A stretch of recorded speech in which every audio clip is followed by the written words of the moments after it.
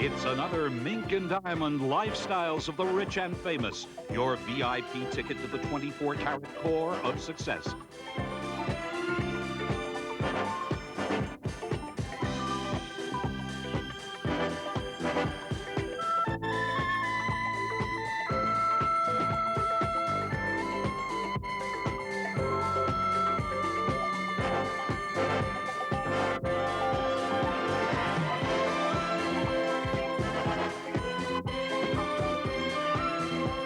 Your host is Robin Leach, who circles the globe to uncover the stories America will never stop talking about.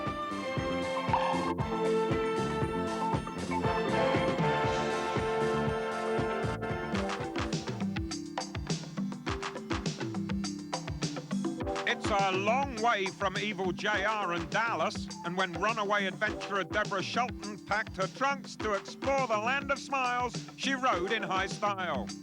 Thailand, formerly Siam, is bordered by Cambodia, Laos and Burma. It's the last unexplained secret of the Far East and tempts curious Westerners to a one-of-a-kind travel experience like nothing else on Earth. I think Thailand's probably the most exotic, special place I've ever been in the whole world. I felt really away. That's something that we always look for in traveling, is to be far away from everything, really disconnected.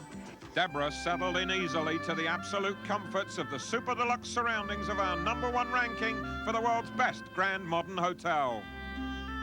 I think the Oriental Hotel is the best hotel I've ever been to anywhere in the world. The people are so eager to please. Each suite happens to be of a different author, and it's done with that author's picture there and a set of the books he wrote, and it's just unbelievable. And you just know we'll fully explore this Asian palace on a future edition. Deborah and her husband, music composer Shuki Levy, couldn't wait to explore the dazzling capital full of palaces that shaped the skyline. It's amazing. It's just awesome. It is incredible. You wonder what the people were on that designed this, because it's so overdone and overdone and overdone, and yet not to any kind of a tacky point. It's like the most. It's like they couldn't put any more into it. The detail is out of this world. It's just not something I've ever seen before. The temple of the Emerald Buddha is the most sacred in all Bangkok. Before anyone's allowed inside, it's shoes off, please. Television cameras are also a no-no, but nobody said anything to Deborah about a souvenir snap. The Grand Palace was built in 1782 by the first king of Bangkok. In 1946, after a king was murdered inside, the royal family moved to safer dwellings and kept the Grand Palace strictly for ceremony. The ancient city's most impressive treasure is the Wat Trim Tree, the golden Buddha. For centuries, its value was cunningly concealed under layers of pottery clay to discourage thieves. But when it accidentally tipped over, jackpot! The outer layer cracked to reveal a 10-foot-tall, solid gold Buddha. I could not believe that they told me that was 5.5 tons of gold there, and it was so grand and so big, and to think that people protected that for so many, many centuries with different things, I thought that was really incredible. Bangkok's network of canals, called klongs, earned it the nickname Venice of the East. Instead of gondolas, they raced klong cabs. Deborah couldn't resist. Traveling on the Klong was really fun. I don't know, between that and riding an elephant, which was more exciting for me. Deborah's next surprise was the city's thriving antiques trade, and a shop called Monogram, owned by Connie Mangskow, is our tip for the treasures of old Siam. But JR's former love had more rich and famous souvenirs in mind, so it was full speed to one of Bangkok's most prestigious jewelers. Sapphires have a special sparkle. Few visitors can resist Thailand's most popular product. Deborah didn't even try to resist. You can find it in most Far Eastern cities, but nothing compares to the silks of Bangkok. I just have not been able to believe the colors of the Thai silk. I mean, you see them all together. It's just pleasurable to look at the bolts of fabric there, and they make clothes overnight or in a few hours, and they have beautiful flair for fashion, and I've brought back gifts for everybody. It's just so beautiful. The secrets of world-famous Thai cuisine are taught to Westerners at Charlie Ammett Yackel's cooking school. Deborah discovered you don't learn centuries-old technique overnight, but $2,000 a week gets the ABC of basic spices and a whole new appreciation of contrasting flavors. There are so many spices that go into it, and really, after studying with the chef and all, knowing how they prepare the spices, how they get them together, they don't just throw stuff in the pot. I mean, I had a dessert that was fruits with garlic, shallots, and it all sounds horrible, and when you taste it, it's just unbelievably creative. It's great.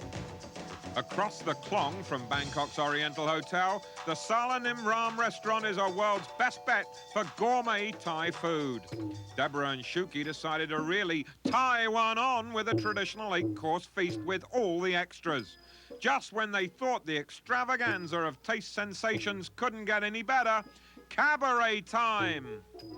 I thought the food was terrific there, and the show added to the flavor. I mean, you just don't get that every place, and it's real. That's what you feel here, that everything's real. It's not for show. It's not dolled up and Vegas style. Bangkok, according to the musical Chess, does make a hard man humble, but it left Deborah with some happy memories of Buddhas, beauties, and great buys.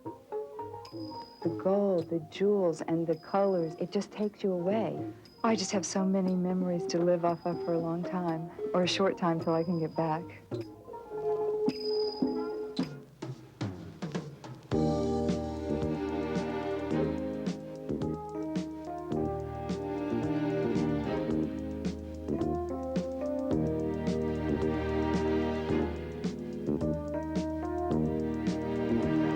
More than a haunting tropical melody, there exists a faraway corner of the world that is the fantasy escape of anyone who dares to dream.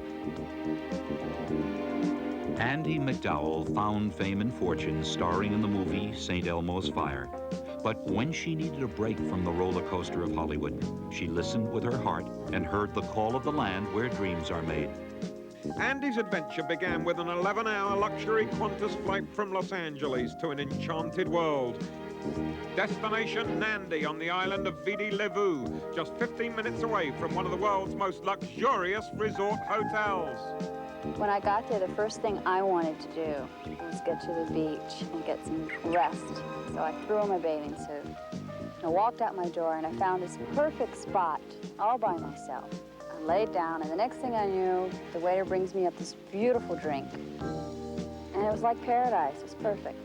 The region is super luxury under the sun. Designed after a traditional Fijian village, it has 300 rooms and is thoughtfully designed so guests never feel crowded. You don't know the meaning of sip and dip until you surface at the pool bar for an exotic Fijian thirst quencher. The region has it all, from a golf course with a Pacific view all round to 10 championship tennis courts designed by John Newcomb. Despite every tempting diversion on Andie's first day, nothing could keep her away from some of the most beautiful beaches under the sun.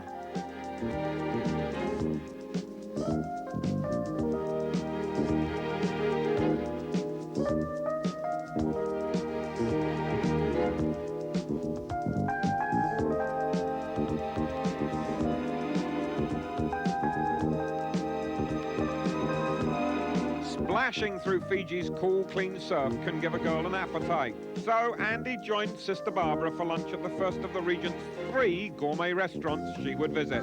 Next, shopping. They soon found the resort's duty-free stores that sell flawless local pearls that were once used throughout the island chain as currency.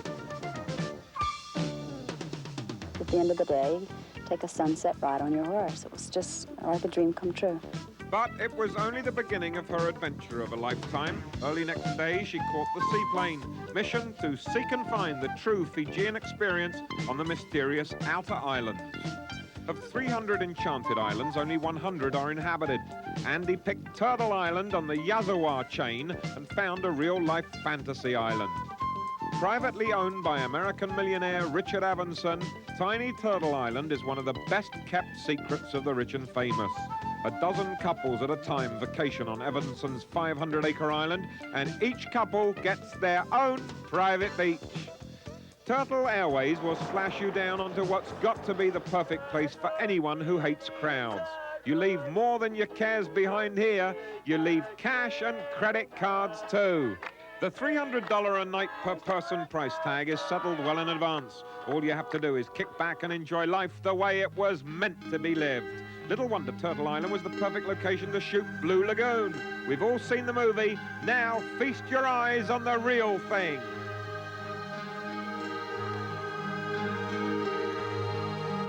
Guests live in their own Fijian hut called a burr. That looks more back to nature than it really is. A discreet, efficient staff of 40 catered to your every whim. There are no cars, no telephones, no television. Just some of the most awe-inspiring sights of nature the human eye will ever see.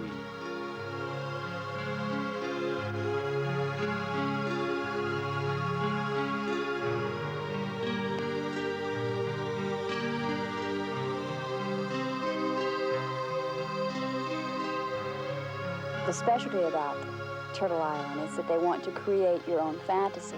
Having seen the Blue Lagoon, I immediately wanted to get under the water. So we had them take us out on a boat to go snorkeling in the most beautiful place I had ever seen to snorkel. Incredible. It was so bright and colorful. The fish everywhere surrounding us. It was really, really something to see. It was very special.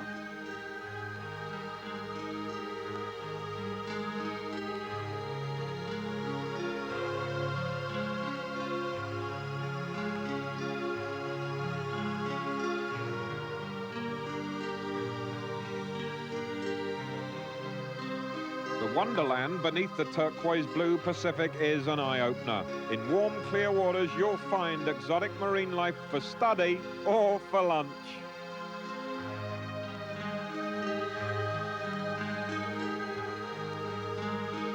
The unhurried hideaway of Turtle Island is a must for anyone who's serious about an instant antidote to the real world. It was easy to include it in Runaway's pick of the best resort hideaways in the world. Andy means Royal Queen in Fijian, and boy did she fulfill a royal fantasy the last night on Turtle Island. A sunset serenade and a ride along the beach in the island's equivalent of a luxury limo. Who wouldn't love it? Her adventure took an unplanned turn when Mogul magazine publisher Malcolm Forbes invited Andy and sister to board his private plane and visit his private island. The multimillionaire was her personal tour guide of a South Sea kingdom. Forbes' house on the hill commands an all-round view of his Pacific island of Lathala, which has every modern luxury imaginable. Forbes might have kept Lathala to himself. Instead, he rents dream vacation huts for $1,650 a week. Take your choice, beachfront burr or hilltop hideaway. Each comes fully equipped. The kitchen is stocked with mouth-watering island delicacies, and the bar is bursting with vintage bubbly. It's the perfect place to tan on the tennis court, set sail and chart your own course to a deserted island, or pit wits and stamina against exotic deep-sea fish. When we say deserted island, we ain't kidding. Imagine pure paradise and nobody home. Just when she thought it couldn't possibly get any better, she went ashore and explored her own uninhabited treasure island.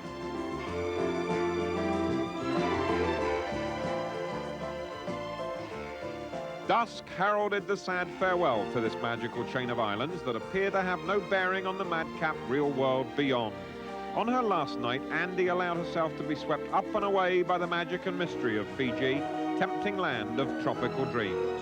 Leaving paradise is never easy, even when you fly out in style aboard Malcolm Forbes' $20 million 727 jet. But the lucky few who experience Fiji know you're never quite the same again. As Andy headed back to the cut and thrust of Hollywood, she knew in her heart and in her dreams that the world's entertainment capital will never faze her, for she has seen heaven on earth.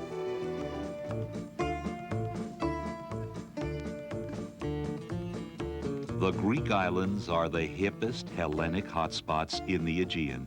They have long drawn rich and famous fun seekers who demand sizzling sun and spectacular surroundings. Life on the islands moves at a distinctively slower pace. Tiny seaside villages dot the hilly terrain and showcase classic Greek homes. Each is a timeless reminder of the simple good life still found on the coast. The Greek islands are scattered to the southeast of the mainland. Legend has it that Apollo hurled the 2,000 isles into the Aegean in a fit of pique.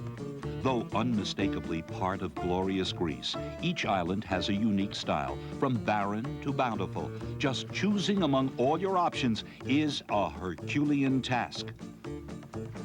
For locals, island hopping is as simple as packing the ouzo, raising the sails, and setting course for any distant landmass on the horizon. Rich and famous vacationers start their Greek island odyssey with some top-line cruising. The man who has spent a lifetime exploring the cobalt blue Aegean is Bill Lefakinis, owner of Valif Yachts. He charters to the superstars, Charlton Heston, Kenny Rogers, and Stephanie Powers. The price of high seas luxury can run thousands of dollars a day, but nothing's better than stretching out in your own private cabin after a long day among the islands Homer immortalized.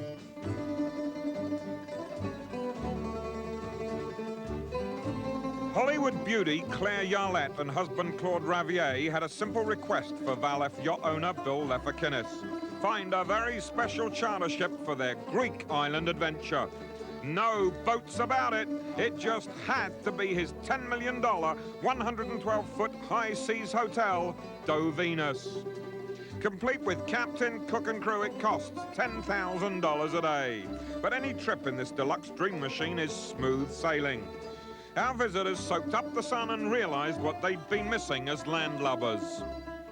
The most exquisite thing about being on a yacht is that you have the luxury, especially on the Do Venus, you have the luxury of being in one of the best hotels in the world, but you have the privacy and the isolation of being on a deserted island. So it's a great combination because nobody likes to give up their luxuries. The Do Venus cuts smoothly through the Aegean at up to 50 miles an hour. The couple eagerly decked themselves out for island exploration. And just minutes after they said land ho, it was let's go. First job, explore the enchanted island. Claire and Claude hopped right to it. The scenic island of Hydra has been a long-time favorite of the European sail set. Cruising from the Greek mainland to its tranquil harbor takes just under 3 hours. Hydra has been the romantic runaway of loving couples from Elizabeth Taylor and husband number 4, Eddie Fisher, to Aristotle and Jackie Onassis. It hasn't lost any of its magic. Oh, I loved Hydra. It was absolutely what one would expect, or what I had expected of a Greek island.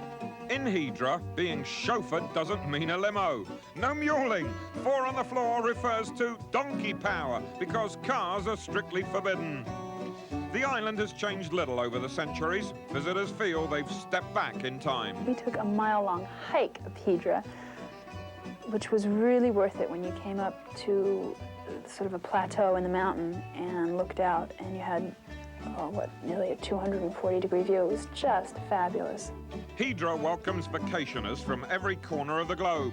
When it comes to plastic power, some visitors don't leave Mecca without it. Their day of fun was far from done. Our adventurers headed back to the Do Venus, where personal pampering was a pure Grecian godsend. But with the nightlife awaiting, they said bottoms up and hit the dance floor at the island inn spot, La Gudera.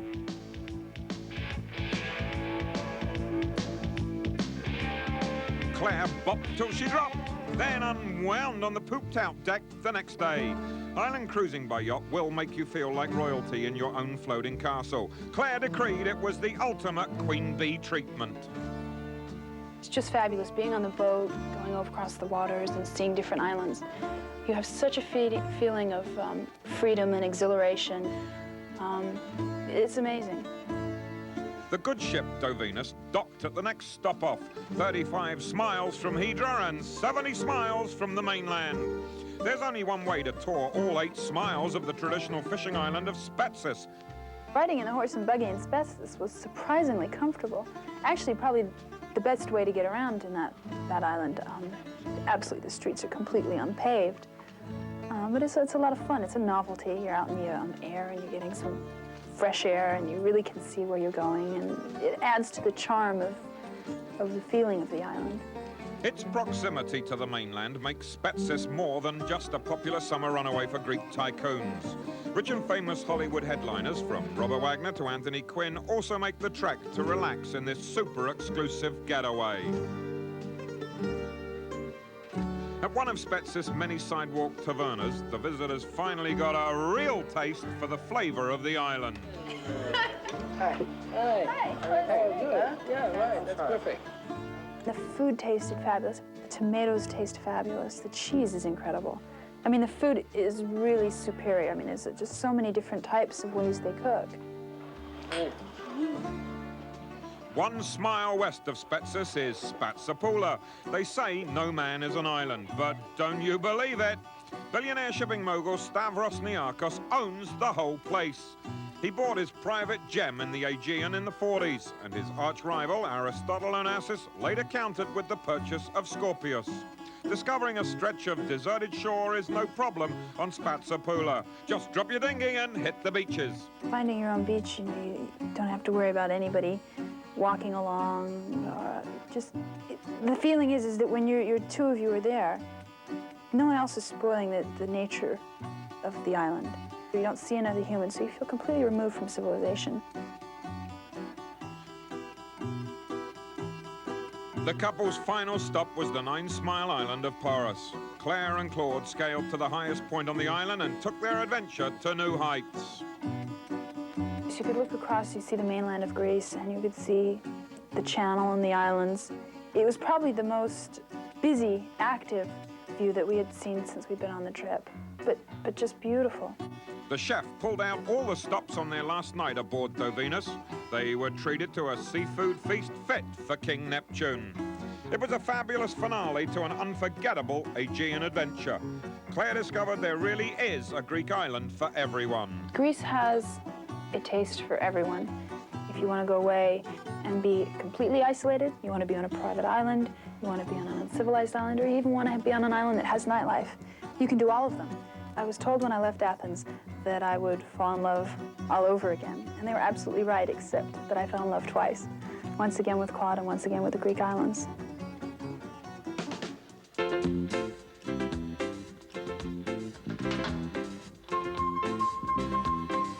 When the rich and famous want a taste of English perfection under the sun, they visit the grand old queen of the Caribbean islands. Welcome to sunny Barbados and its liftoff. It was here gorgeous Terry Copley found sweet release from Hollywood's pressure cooker on white ribbons of sand in a land where relaxation is the rule. Stiff upper-lip British aristocracy started coming here more than 300 years ago to escape old Blighty's wicked winters. Today, Barbados charts her own course, independent from England's crown. But it remains a high-priced hideaway for the wealthy for one simple reason. There are 365 perfect beaches, one for every day of the year. Barbados was so beautiful. It was the most romantic place. The beaches were crystal blue and the sand was white and it felt like silk on your toes. It was like foamy. It was like swimming in champagne. The name Cunard is synonymous with luxury on the high seas. So perhaps it's no surprise that when you hit dry ground here in Barbados, you'd find a member of the Cunard family had established this beautiful piece of property. The Glitter Bay Hotel is a double delight. Old world charm and ultra-luxury extras in a fabulously remodeled package. We rate the Glitter Bay as one of the best on this island in the sun. The living is easy in the elegantly understated suites. Can't you just picture yourself languishing in complete, absolute luxury right here without a care in the world? Each new day, your first sight is the cobalt blue water beckoning you to take the plunge. But hold on, this is vacation time, remember? So first, the breakfast of champions on the terrace. I think the thing I liked most about staying at Glitter Bay was that the people were so friendly, and they were just the most pleasant people. Every morning I'd have breakfast outside, and I'd feed all the birds. Here's a typical tough day in paradise. Relax poolside or hit the beach? Decisions. Have we found the ultimate gem in the Caribbean paradise for you?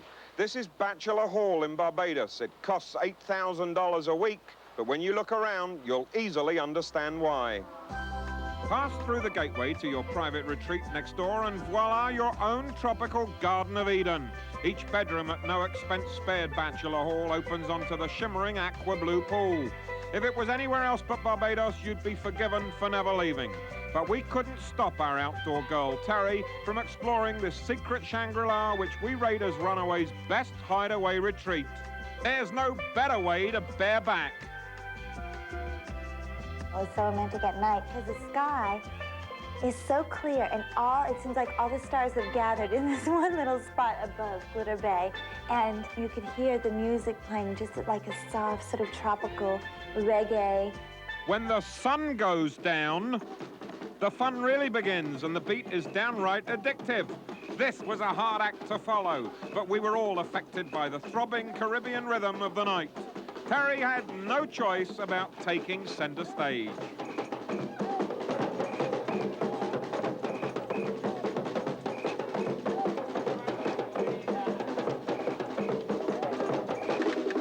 Then things really started to heat up. Thank goodness Terry didn't get involved in this act.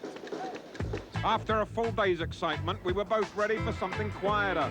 So I took her for a spin in this unique mini-moke runabout, easily the most fun way to scoot about the island. If you're traveling this way, don't miss the mysterious tree the locals call the traveler's palm. Nick its trunk with a pocket knife and it weeps symbolically. It was all terribly thirsty work, so we stopped off at Dilly's for ice-cold tropical cocktails. Then wandered down into Bridgetown. You'll be amazed at the bargains here. Savvy shoppers head for Cave Shepherd, where locals trade fancy food and friendly spirits. Bridgetown has its own Trafalgar Square. Not quite like the London one I know and love, but this version predates that by 27 years. It was a tough choice, but we rated Cranes Beach worthy of a runaway pick as one of the world's 10 best beaches. I think that beach was the most beautiful. It was like sleeping in satin sheets or silk sheets. It was just beautiful. A must-see in Barbados is the elegant Sandy Lane Hotel. Built on the site of an old sugarcane plantation, it offers a nostalgic trip down memory lane for anyone who remembers England's past glory. It was created specifically for Old England's privileged elite, who sipped tea at the seaside and said it jolly well was better than Brighton. You know, dreams really do come true in Barbados. Terry was bowled over when her boyfriend, rocker Mickey Free of the Shalimar Group, flew in and surprised his lady love with an invitation to dinner. But where? It called for an all-out effort, and after weighing all the local romantic spots, we chose the oldest and finest restaurant on Barbados. It originally changed owners to pay debts in a card game. The food was wonderful, and it just sort of let Barbados go out with a big bang. Oh, beautiful Barbados, island in the sun. If heaven on earth exists, it's surely the grand old queen of the Caribbean.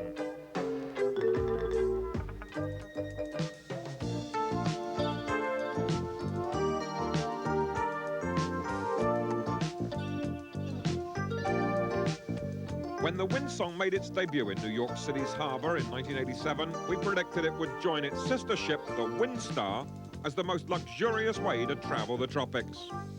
Cruising the calm waters of the South Pacific, the 440-foot boat is the longest sailing vessel of its kind anywhere in the world.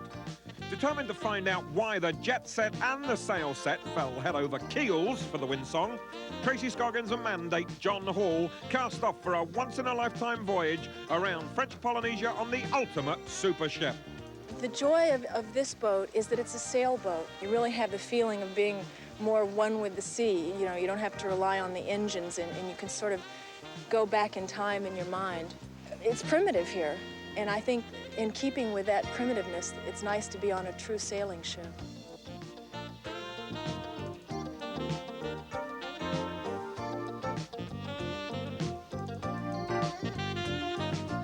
It was really interesting because everything on this boat is computerized, and it's not what I expected. It's not the old-fashioned sailing ship. The sails are so enormous that everything's run by computers, and they're raised and lowered like that. When Tracy wasn't busy boning up on her nautical know-how, she was working hard at just taking it easy as one of the ship's 150 pampered passengers. The Windsong is really like a four-star luxury hotel that happens to be out at sea in French Polynesia. It's really something. Here we are in one of the most remote regions of the world, and we have, forget all the comforts of home, we have more than the comforts of home. The super luxurious vessel boasts a fully equipped workout center to keep cruisers in real ship shape. After her workout, Tracy was ready for more adventure, so she hopped a ride on one of the Windsong's 4 speedboats. There's something about the islands here that makes you feel so healthy. It's a combination of a lot of things. You know, getting a nice suntan quickly. The moist air makes your skin feel better and look better. Makes my hair curlier, but 2 out of 3 is not bad. While other passengers chose to sail and windsurf, Tracy decided to take the plunge and tour the island of Huahine by water ski.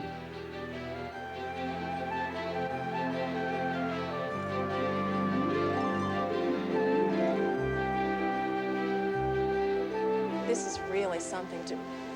The scenery is almost a distraction here. It's so beautiful, you forget that you're water skiing. And the best part of it was you're having a sightseeing tour while you're exercising and having fun. Maybe it was just the balmy sea breezes, but Tracy felt the Windsong seemed more like a love song. There's really something romantic about being on a boat. It's like the minute you step on the gangplank, you're sort of licensed to be naughty. I guess one thing that helps along romance is just being away from all the distractions of home and business and work. This environment just puts all that out of your mind, and romance takes over. By nightfall, the fun's just getting started when party animals really rocked the boat. Tracy got decked out to check out the ship's nautical nightlife. I really love to dance, so we did a lot of dancing here on board, and did a lot more gambling than I should have. But it was fun. There's just something so comforting about this ship because for the most part it sails at night and it sort of rocks you to sleep and lulls you into dreams about the islands, and it's just really pleasant. French Polynesia is definitely a place I'd like to come back to. I have a lot of nice memories from this place now.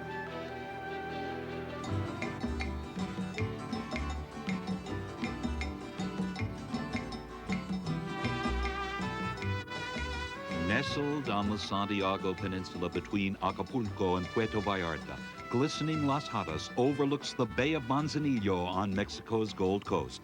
This world's best resort boasts a blend of Moorish, Mediterranean, and Mexican architecture that was the dream of Bolivian tin baron Antenor Patino. 6 years in the making, with a $33 million price tag, Las Hadas opened in 1974 to the sun-seeking rich and famous. International star Elke Summer ran away to Las Hadas to give us a report. She had nothing but flowering praise. I was quite surprised at the opulence of flora, the hibiscus and the palms. It's very much like Sri Lanka. I had imagined it much drier and much more desert-like. Then, of course, the complex itself, when we drove in, is mind-boggling because I love white. And I'm a painter, and it's paradise. The architect, in my opinion, was a genius.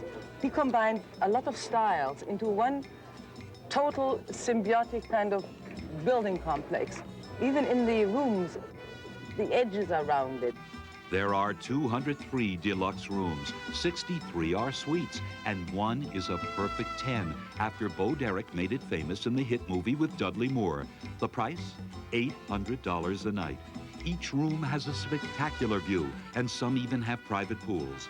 But for the real wet and wild set, it's Manzanillo Bay for fishing, water skiing, sailing, snorkeling, and sailboarding. For the dry and mighty, there's the exclusive quarter-mile beach dotted with trademark Moorish tents. But Elke's love of the deep led her straight to the bay. The waters are so warm that you're not forced to get out after half an hour because you're shivering to death, you know. And even the fauna, the animals and the fish underwater are extraordinary. But then I'm a kind of a country girl, so this is my kind of living. I'm not crazy about cities. After testing the waters, Elke got into the swing of things on one of Las Hadas' 8 tennis courts. Just imagine, a super healthy workout in movie star comfort, plus a great tan. Elke had 3 gourmet restaurants to choose from. Decisions. Los Delfines on the spectacular open-air terrace for fresh seafood. Legazpi overlooking the marina for continental haute cuisine. And Elke's favorite, El Toral, overlooking all of Las Hadas for the finest Mexican dining. After dinner, she peeked in on the Cartouche Disco, where they danced till dawn. Quicker than you could say ole, it was off to a red-hot Las Hadas Mexican fiesta, where she really got into the spirit of things among the swirling senoritas. It's the tremendous amount of joy of life and noise, and so it's not so 100% perfect, but who cares? It has simpatico, it has life, it moves, it is not sterile. I'd much rather see that than something perfectly choreographed. Las Hadas literally means the fairies, and for Elke Summer, her first trip was a fairy tale dream come true. I would like to come back here, and I've seen most of all of the world besides Greece, Russia, Tibet, everywhere, Sri Lanka, India, Australia, you name it. I'd like to come back here, I really would. Take it from Elke, they always shoot the works at Mexico's sparkling resort.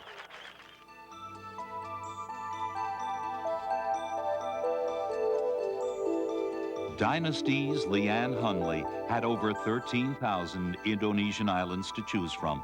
But for her runaway adventure, by golly, she picked Bali, the island of the gods. If there's a heaven on earth, this Indian Ocean paradise is it.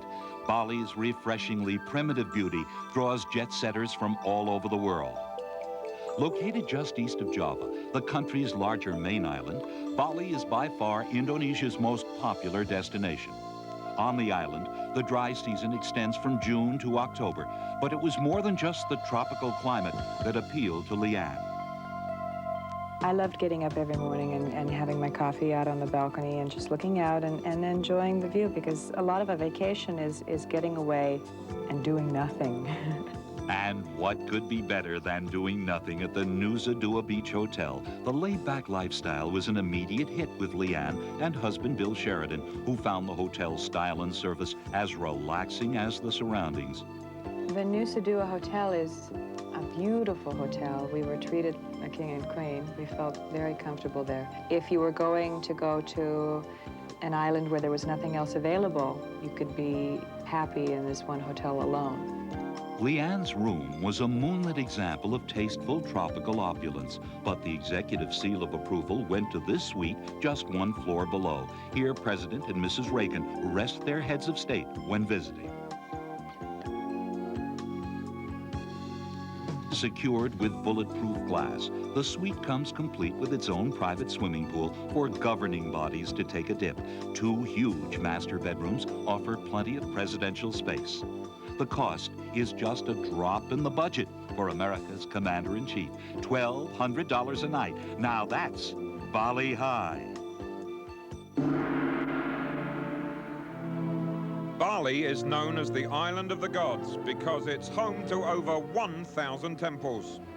At one of the island's oldest and largest Hindu houses of worship, glamorous actress Leanne Hunley found the people as inspirational as the spiritual surroundings. The Royal Temple was very cute because the first thing we encountered when we arrived there was a group of children. Although we were Americans running around with a camera and trying to take pictures of them, they had no shyness of it. The Balinese people are extremely happy. They smile at you every morning. And so it was very nice to wake up every day and find some people that are so happy to be alive and to enjoy life. Traditionally, Balinese temples are surrounded by an outer wall, believed to keep out evil spirits. But, most important, they are always left uncovered by roofs, so the gods may have easy passage into their sacred holy rituals. The temple itself was a bit amazing because it was breathtaking.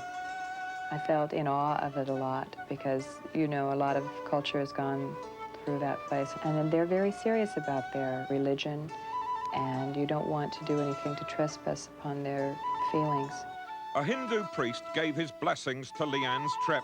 Quite relieved, she and husband Bill headed into the village of Ubud to get a first-hand look at the much ballyhooed local artwork. Balinese painting is extremely intricate. We went to an artist studio where a gentleman was working on a painting, and it seems to me that you would have to work 2 years on a painting. I think that probably takes them 2 weeks to finish.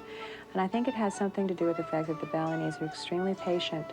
Then it was Dynasty meets Dynasty. Leanne was given an exclusive tour of the royal palace by the Prince of Ubud. It's very interesting. Their palace is very open. It's made up of several different houses that have an open porch. And he was very gracious, extremely educated, and proud of his culture and his family and his background, and the most lovely, gracious host I've run into in a long time.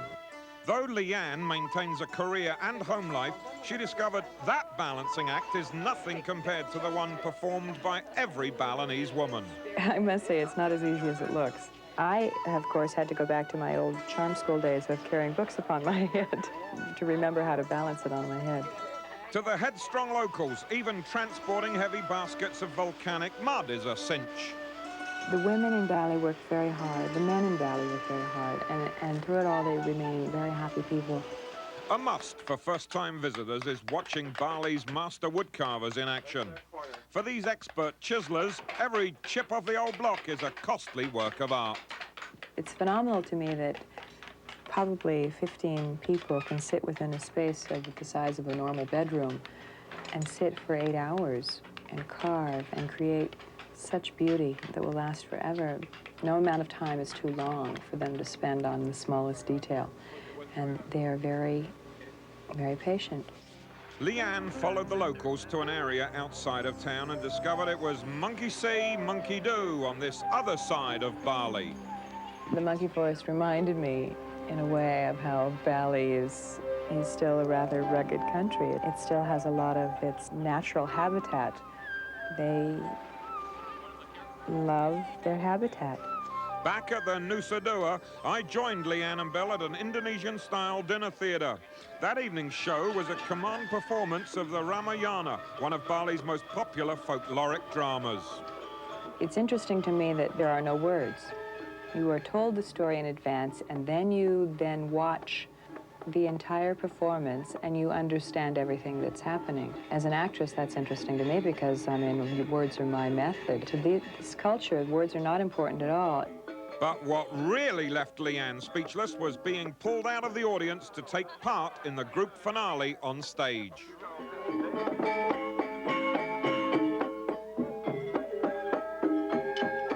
You have to be an artist in Bali. You have to do a form of art. They are expressing themselves no matter what they do. The show stealer was a fitting end to Leanne's Indonesian adventures. She saw more than just the sights. She experienced the real heart and soul of exotic Bali, its people. I truly, truly am very grateful for what they taught me, and that is to appreciate life every day. I would say that Bali is one of the most beautiful places in the world, and my husband and I are very grateful that we had the opportunity to go there. Thank you for joining us. I'm Robin Leach.